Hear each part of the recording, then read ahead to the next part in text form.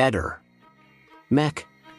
Pallister. Sebastiano il 14 ha lasciato i fiori alla sua Liliana, però questi fiori secondo qualcuno poco dopo sarebbero spariti, non si sa che fine abbiano fatto. Sebastiano, com'è stato quel giorno? Un giorno molto importante, molto triste, mai più avrei pensato che dopo 3 anni siamo, non dico al punto di partenza, però siamo ancora lì in balia di quelle che possono essere interpretazioni, valutazioni da specialisti, dalla dottoressa Cattaneo, che comunque ha chiesto la riesumazione del corpo, è stato portato a Milano, è stato analizzato, visualizzato e adesso le sue valutazioni verranno depositate in procura, hanno chiesto ancora 30 giorni e niente, è una giornata particolare.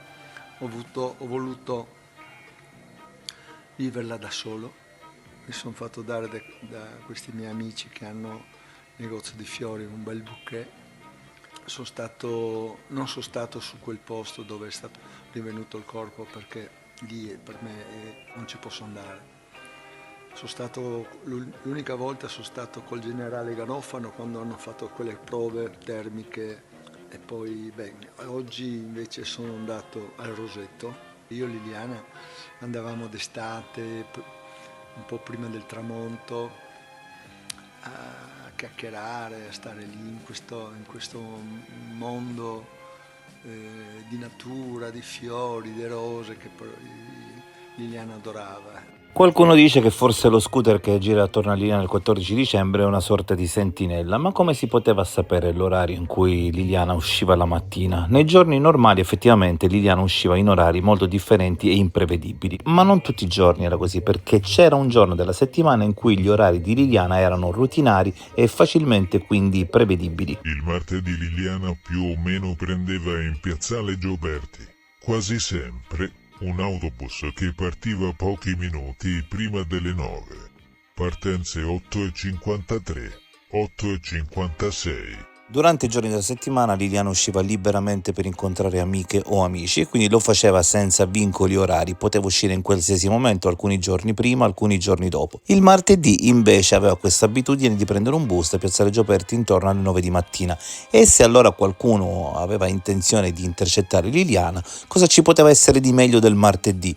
Bastava iniziare a gironzolare per la zona di via Verrocchio, Damiano Chiesa intorno alle 8:20 e prima o poi qualcuno avrebbe visto scendere Liliana e avrebbe potuto segnalare a qualcun altro di fare in modo, con le buone o con le cattive, di farla salire in un mezzo. E quindi questo potrebbe essere un valido motivo per il quale tutto ciò accade di martedì, oltre naturalmente all'altro motivo importante: facendo fuori Liliana di martedì, facendola sparire nel nulla, il primo sospettato avrebbe potuto essere l'amante Claudio Sterpin. Ora proviamo a usare un po' l'immaginazione. Uno scooter legato a via Donadoni 36 segue Liliana e poi dice a qualcuno che è il momento di prenderla.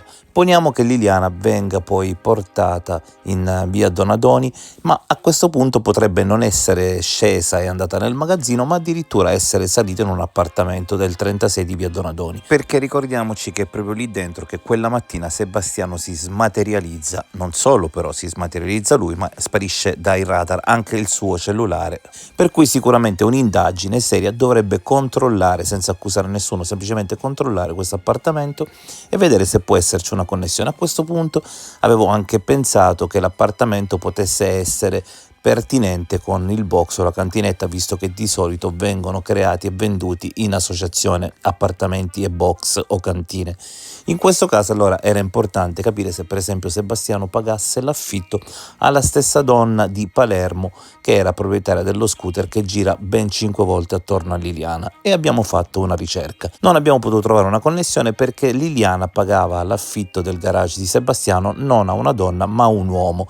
A questo punto naturalmente noi dovremmo capire se questa persona e la donna sono connessi. Al momento non lo possiamo sapere, ma quello che è veramente incredibile e fa certe volte pensare che col caso Liliana Resinovic si sia su scherzi a parte è il cognome della persona in questione.